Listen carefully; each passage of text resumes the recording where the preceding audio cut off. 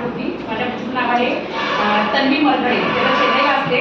ते लॉकडाऊनच्या काळामध्ये ते लोक मुंबईला होते. ते तर 6वीत आहे. तिचे जवळपास 1100 व्हिडिओ आता अपलोड आहेत.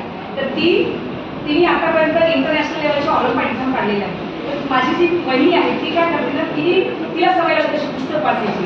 तर ती आपला जो सिलेबस आहे तो पहिले संपला. म्हणजे आता ती 6वीत आहे. तिचा 6वीचा अभ्यास ऑगस्टमध्ये संपला आणि ती त्या पुढच्या अभ्यासाला लागली. ते सगळं करून ती 3 तास खेळते. बाकीच्या गोष्टी ड्रॉइंग, पेंटिंग, म्युझिक, डान्स सगळं करते. मला आश्चर्य वाटायचं की एवढी कसं काय करते, कारण मी माझ्यामुळे काय करू शकू शकत नव्हती. तर आता हे सगळं पाहताना मला कळलं की मुलांना आपण स्वतः सेल्फ चान्स दिला तर मुलं तितपत गतीने शिकू शकतात असं आता मला दिसतं.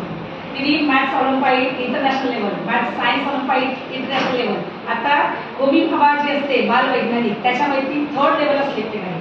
त्याच्यामध्ये काय असते, आता ती पहिले आता वर्धेला गेली, तिचा इंटरव्ह्यू झाला, त्यानंतर नेक्स्ट लेवल असते नॅशनल लेवलची. त्याच्यामध्ये ती जर सिलेक्ट झाली तर त्यांना डायरेक्ट इस्रोमध्ये त्यांना चान्स मिळतो तिथे जायचा आणि इंटरॅक्शन करायचं. त्यात पण ती सिलेक्ट करायची. अजून ज्या बाकीच्या एक्झाम आहेत BBM वगैरे त्या पण ती देत नाही. तर त्याच्यात पण ती सिलेक्ट आहे. तर त्याच्यात ते सगळं ऐकताना मला ठीक दिसत होती की याच्यात हा म्हणजे मुलं आपल्या गतीने शिकू शकतात. तर ती रोज इतका तिला छंद होण्याचा की पुस्तकाचा चष्मा पण लागला. तिची आई पण राहतो पुस्तक वाचू नकोस. तर तिला इतका छंद आहे की ती टॅबवर एका दिवशी 2-2, 3-3 पुस्तकं वाचते. म्हणजे माझ्याकडे एक आली तर ती खेळत नव्हती, पुस्तक ते वाचलं टॅबवर.